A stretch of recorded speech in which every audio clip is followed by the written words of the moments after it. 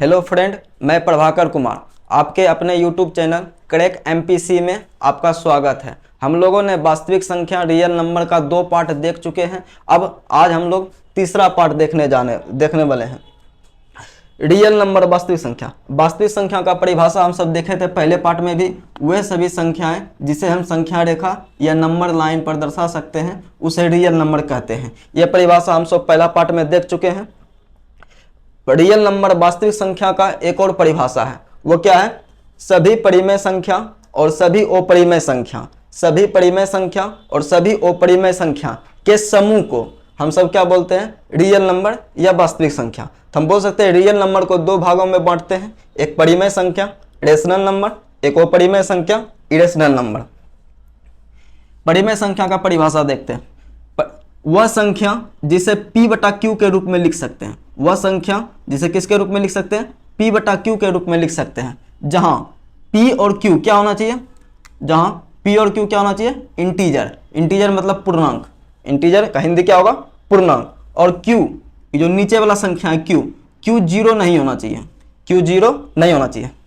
अपरिमेय संख्या का परिभाषा देखते हैं। हम बोल सकते हैं जो संख्या परिमेय संख्या नहीं होगा, जो संख्या परिमेय संख्या नहीं होगा वह कौन सी संख्या होगा? अपरिमेय संख्या, इरेशनल नंबर। इसका परिभाषा देखते हैं। अपरिमेय संख्या वह संख्या जिसे P बटा Q के रूप में नहीं लिखा जा सके, P बटा Q के रूप में नहीं लिखा जा सके, जहां P और Q क्या होना चाहिए? Integer, Q is not equal to 0। हम सब परिभाषा दोनों का देख चुके हैं। अब ये देखते हैं कि Q जो है 0 क्यों नहीं लिखते हैं। मतलब नीचे वाला जो संख्या है, P के नीचे वाला जो संख्या मतलब बट्टा के नीचे वाला संख्या, वहां पे हम सब 0 क्यों नहीं लिखते हैं? हम सब भाग का नियम समझते हैं पहले। ये 10 है, अगर 10 को हम 2 से भाग देंगे तो क्या आएगा? 5 आएगा। 2 पंचे 10। 20 को अगर हम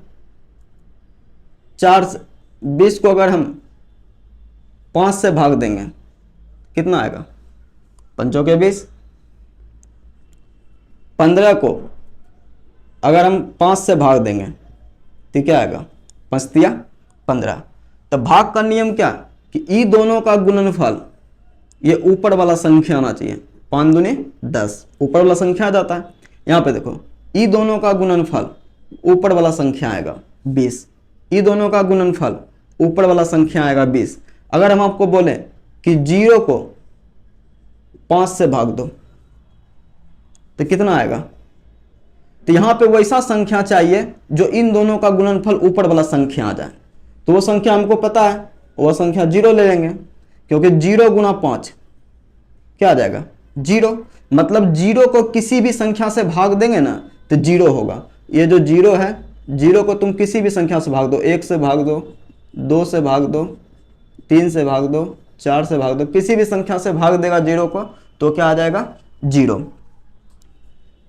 अगर हम मान लो यहाँ 5 लेते हैं, 5 को अगर हम 0 से भाग दें, 5 को हम किससे भाग दें? 0 से, तो बताओ यहाँ पे क्या आएगा? हमको वैसी संख्या ढूंढनी है, यहाँ पे वैसी संख्या ढूंढनी है जो इन दोनों का गुणनफल क्या आ जाए? ऊपर वाला संख्या आ जाए।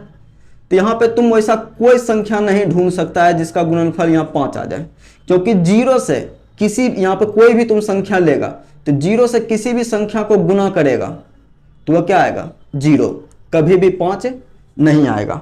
उसी तरह अगर मान लो 2 है, 2 को तुम 0 से भाग देगा तो यहाँ पे बताओ कौन सी संख्या आएगा? तो यहाँ पे कोई भी संख्या लेगा उन दोनों का गुणनफल क्या आएगा? 0, क्योंकि 0 से किसी भी संख्या को गुना करते थे 0 आता है।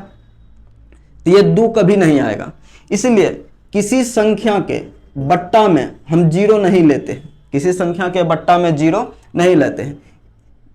इसलिए मैथमेटिशियन सब ने इस संख्या को बोल दिया, बट्टा में अगर 0 है तो उस संख्या को बोलता है अनडिफाइंड नंबर। अनडिफाइंड नंबर मतलब इसे बोलते हैं अपरिभाषित संख्या। अपरिभाषित संख्या मतलब किसी भी संख्या के नीचे बट्टा में अगर 0 आ जाए तो वह संख्या होगा अनडिफाइंड नंबर या अपरिभाषित संख्या हो जाएगी। तो इसीलिए हम यहाँ पे लिखे हैं Q is not equal to 0, मतलब बट्टा में जो संख्या होगा वह 0 के बराबर नहीं होगा।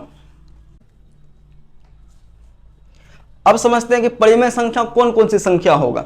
हम सब ने पढ़ चुका है इंटीजर। इंटीजर को किससे सूचित करते हैं? जेड से। जेड कहाँ से? माइनस इन्फिनिटी से चालू होगा, -2, -1, 0, 1, 2 इन्फिनिटी। ये क्या है तुम्हारा? इंटीजर। तो जितनी भी इंटीजर है वह सभी परिमेय संख्या होंगे। जितनी भी इंटीजर है मतलब सभी इंटीजर वह क्या होगा? परिमेय संख्या। जैसे मान लो तुमसे बोलेगा कि -2, तो -2 को p बटा q के रूप में नहीं लिख सकते हैं? तो लिख सकते हैं, -2 बटा 1 लिख सकते हैं। क्या लिख सकते हैं? -2 बटा 1 लिख सकते हैं। तो यहाँ पे p क्या आ गया तुम्हारा? p आ गया -2 और q क्या आ गया? 1। तो p बटा q के रूप में लिखा गया और q 0 भी नहीं है, तो -2 कैसी संख्या है? परिमेय संख्या। जैसे 0 कैसी संख्या है? परिमेय संख्या, क्योंकि हम लिख सकते हैं 0 को 0 बटा 1, 0 बटा 2, 0 बटा 3। तो p तुम्हारा हो जाएगा 0 और q हो जाएगा तुम्हारा यहाँ 1, यहाँ q2, यहाँ q3। तो इसमें q बदलते रहेगा 0 में। तो जो सभी मतलब सभी इंटीजर परिमेय संख्या होगी। उसके बाद देखते हैं और सी संख्या। मान लो कि 1/2, ये तो इंटीजर नहीं है। इंटीजर क्या होता है? गिनती की संख्या 0 और गिनती की संख्या में माइनस लगा दो, वो सभी इंटीजर। ये तो इंटीजर नहीं है। 1/2 कैसी संख्या है? परिमेय संख्या। 1/2 कैसी संख्या है? परिमेय संख्या, क्योंकि इसे p बटा q के रूप में लिख चुके हैं। 5/10 ये भी परिमेय संख्या है। 2/7 ये भी परिमेय संख्या। मतलब जो सभी संख्या को p बटा q के रूप में लिख दो और खाली ध्यान रखना कि बट्टा में 0 नहीं आए, वह सभी संख्या क्या होगा? परिमेय संख्या। और देखते हैं परिमेय संख्या √4, क्योंकि √4 का वैल्यू कितना आएगा? 2 आएगा। हम इसे लिख सकते हैं 2/1। √4 का 2 वैल्यू आता है, एक प्लस और एक -2। तो रूट का मान कैसे निकालते हैं? जैसे मान लो √4 है, तो √4 का मान कैसे निकालेंगे? तो √4 को मतलब रूट के अंदर कोई संख्या है, रूट के अंदर अगर दो संख्या एक जैसा है, एक संख्या हम बाहर निकाल देते हैं। जैसे √4 को हम क्या लिख सकते हैं? 2 गुना 2 लिख सकते हैं, या क्या लिख सकते हैं? -2 गुना -2 लिख सकते हैं। लिख सकते हैं ना, -2 गुना -2 क्या होगा? 4 ही होगा। तो यहाँ से देखो, दो गो संख्या से एक संख्या निकाल लेंगे, यहाँ भी दो गो संख्या से एक संख्या निकाल लेंगे। तो √4 का मान कितना आएगा?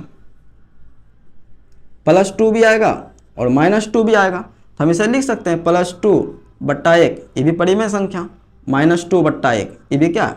परिमेय संख्या। तो लिख सकते हैं जैसे 100 है, 100 का वर्गमूल लिखेगा। 100 का वर्गमूल क्या लिख सकता है? 10 गुना 10। तो 2 को 10 से को 10 बाहर आ जाएगा, या इसको हम ऐसे भी लिख सकते हैं -10 गुना -10। यहाँ से -10 बाहर आ जाएगा। तो 10 और -10 क्या है? इंटीजर है, मतलब परिमेय संख्या होगी। √16 परिमेय संख्या, क्योंकि √16 का मान कितना आएगा? 4 आएगा। √100 परिमेय संख्या। अब ध्यान से सुनना, अगर मान लो हम लिए हैं यहाँ पे √n, क्या बोल रहे हैं? √n, जहां पे n क्या है? n कोई भी रियल नंबर है। n क्या है तुम्हारा? रियल नंबर, कोई भी रियल नंबर है।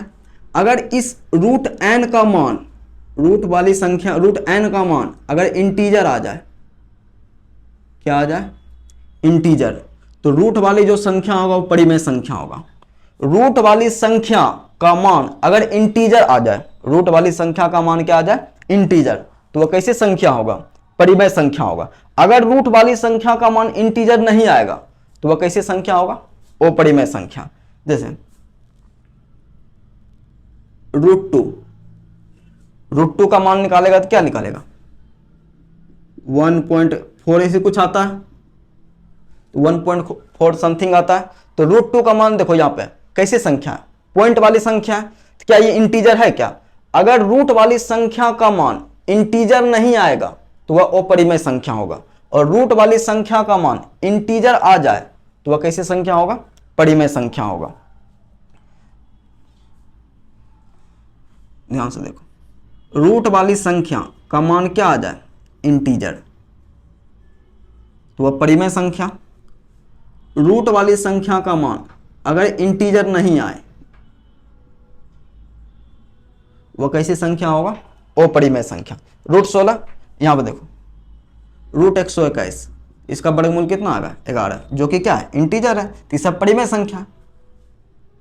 रूट 5 का मान इंटीजर में आएगा क्या? नहीं आएगा, इसका मान 2 पॉइंट कुछ आएगा, तो इसलिए क्या संख्या है? अपरिमेय संख्या। तो परिमेय संख्या, अपरिमेय संख्या जान चुके हैं। रूट 7, इसका मान आएगा इंटीजर? नहीं आएगा। इस रूट 11, तो रूट के अंदर जो संख्या है, अगर रूट वाली संख्या का मान इंटीजर नहीं आता है वो परिमेय संख्या, और इंटीजर आ जाता है तो परिमेय संख्या। अब पाई कैसी संख्या है?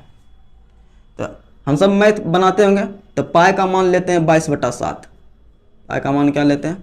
22/7। और 22/7 कैसी संख्या है? परिमेय संख्या। लेकिन इस पाई का मान रियली में 22/7 नहीं होता है। पाई का मान रियली में 22/7 नहीं होता है, क्योंकि हम सब क्वेश्चन बनाने के लिए 22/7 यूज कर लेते हैं। पाई का जो मान आता है वो आता है रियली में 3.14, इस तरह करके बढ़ते चला जाता है। तो इसलिए हम इस पाई को बोलते हैं अपरिमेय संख्या, क्योंकि इसको परिमेय संख्या के रूप में नहीं ले सकते। 22/7 इसका रियल मान नहीं है, इसका लगभग मान है 22/7। अब ध्यान दो, अब आता है कुछ दशमलव वाली संख्या। दशमलव वाली संख्या 3 प्रकार की होती है, जिसको हम विस्तार से पढ़ेंगे अगले पार्ट में। यहाँ पे थोड़ा सा बताते हैं। जैसे मान लीजिए 0.5 है, तो 0.5 को परिमेय संख्या बोलेंगे। 0.5 को क्या बोलेंगे? परिमेय संख्या, क्योंकि इसको हम लिख सकते हैं 5/10। 0.257, ये भी क्या होगा तुम्हारा? परिमेय संख्या होगा। अब ध्यान दो, 0.33333, तो यहाँ पे देखो पॉइंट के बाद कोई चीज दोहरा रहा है। पॉइंट के बाद कोई चीज क्या कर रहा है? दोहरा रहा है। हम इसको ऐसे लिख सकते हैं, मतलब पॉइंट के बाद कौन सी संख्या दोहरा रहा है? 3 दोहरा रहा है, तो 3 पर रेकरिंग दे देंगे। इसका मतलब है कि 0.3333 बढ़ते चला जाएगा। तो रेकरिंग वाली संख्या भी परिमेय संख्या होती है। रेकरिंग वाली संख्या भी क्या होती है? परिमेय संख्या। एक नॉर्मल पॉइंट के बाद अगर 10 पॉइंट वाली संख्या जिसमें दशमलव हो, दशमलव के बाद संख्या निश्चित हो, दशमलव के बाद जो संख्या हो क्या हो? निश्चित हो, तो भी परिमेय संख्या होगा। अगर दशमलव के बाद संख्या निश्चित नहीं हो लेकिन बार बार दोहराए, बार बार क्या करे? दोहराए, तो उसको बोलते हैं रेकरिंग वाली संख्या। तो ये भी कैसी संख्या होगा? परिमेय संख्या। लेकिन अगर दशमलव के बाद वाली जो संख्या होगा वह निश्चित नहीं हो, वह निश्चित नहीं हो, ना ही दोहराए, निश्चित नहीं हो ना ही दोहराए,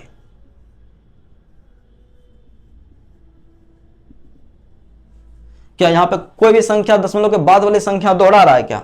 यहाँ पे 200 है, फिर 2000 है, फिर 20,000, इसी तरह बढ़ते जा रहा है। कोई भी संख्या दोहरा नहीं रहा है, तो ये ऐसी संख्या होगी अपरिमेय संख्या।